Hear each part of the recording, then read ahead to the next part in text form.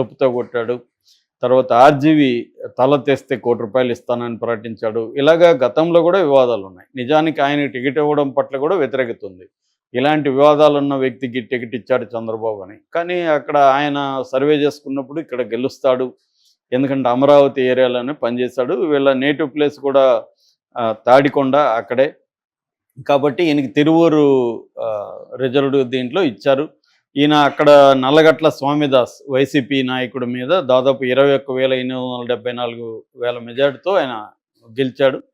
అప్పటి నుంచి కూడా తలనొప్పులు తీసుకుని వస్తూనే ఉన్నాడు. ఈ 10 నెలలుగా కూడా తెలుగుదేశంలో ఆయన ఒక కొరకరాని కొయ్యి అంటారు కదా, అంటే ఆయన్ని మీద చర్య తీసుకోలేరు, తీసుకోకుండా ఉండలేరు. అలాంటి ఒక కండిషన్ని తెలుగుదేశానికి ఈయన నిరంతరం క్రియేట్ చేస్తున్నాడు.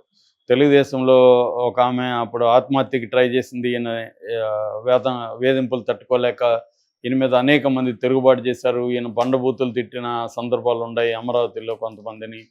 అలాగా చాలా వివాదాలు అయితే క్రియేట్ అవుతున్నాయి. లేటెస్ట్గా ఆయన ఏంటంటే తెలుగుదేశం అధినాయకత్వానికి ఒక డెడ్ లైనే పెట్టాడు. ఎప్పుడు పెట్టాడు? నిన్న ఫ్రైడే. ఏం పెట్టాడంటే అక్కడ రమేష్ రెడ్డి అని ఉన్నాడు. రమేష్ రెడ్డి ఎవరంటే మండల తెలుగుదేశం ప్రెసిడెంటు ప్లస్ మాజీ మండల దీంట్లో చైర్మన్ ఆయన ఆలవాల రమేష్ రెడ్డి. ఆయన ఒక గిరిజన మహిళకు ఫోన్ చేసి బండబూతులు తిట్టాడని, ఆయన్ను కానీ సస్పెండ్ చేయకపోతే 48 గంటల్లో నేను రిజైన్ చేస్తా ఎమ్మెల్యేకి అని చంద్రబాబుకి ఒక అల్టిమేటాన్ని కొలికిపొడి అంటే ఒక ఎమ్మెల్యే ఒక ముఖ్యమంత్రికి అల్టిమేటం జారీ చేశాడు. ఇది ఒక షాకింగ్ అని చెప్పొచ్చు, లేదా ఒక పెద్ద సంచలనం అని చెప్పు. చంద్రబాబుకి ఎవరు ఏ ఎమ్మెల్యే ఇప్పటి వరకు చంద్రబాబుకి ఎటువంటి అల్టిమేటంలు ఇవ్వలేదు. ఫస్ట్ టైం ఇచ్చాడు కొలికిపొడి. ఇచ్చి శనివారం నాటికి అది శనివారం 11 గంటలకు అయిపోయింది. అయితే కొలికిపొడి రిజైన్ చేయలేదు. చంద్రబాబు కూడా అతని మీద ఏం చర్య ఇప్పటి వరకు తీసుకోలేదు. కాకపోతే చంద్రబాబు దీని మీద క్రమశిక్షణ కమిటీ అయితే వేశాడు. ఆల్రెడీ ఇట్లాంటివి 2-3 సార్లు కూడా జరిగాయి. క్రమశిక్షణ కమిటీకి అటెండ్ అయ్యాడు. అవన్నీ జరిగాయి కానీ ఆయన ప్రవర్తనలో మార్పు లేదు.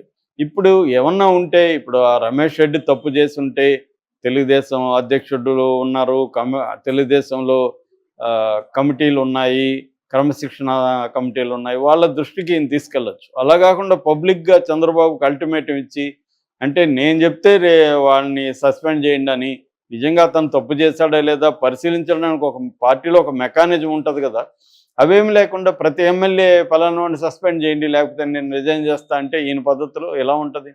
ఒక గందరగోళం అయితే నెలకొంటుంది కదా. అది ఇప్పుడు చంద్రబాబు తలనొప్పిగా మారింది. చంద్రబాబు దాంతో ఏం చేశాడంటే తెలుగుదేశం రాష్ట్ర అధ్యక్షుడు పల్లా శ్రీనివాసులు, తర్వాత ఎన్టీఆర్ జిల్లా, ఇది ఎన్టీఆర్ జిల్లా కిందకు వస్తుంది, నిట్టం రఘురాం ఎన్టీఆర్ జిల్లా తెలుగుదేశం ప్రెసిడెంటు, తర్వాత విజయవాడ ఎంపీ కేసినేని శివనాథ్ చిన్ని అంటారు ఆయన్ని, ఆయన వీళ్ళతో కలిసిన ఒక కమిటీ లాగా వేశారు.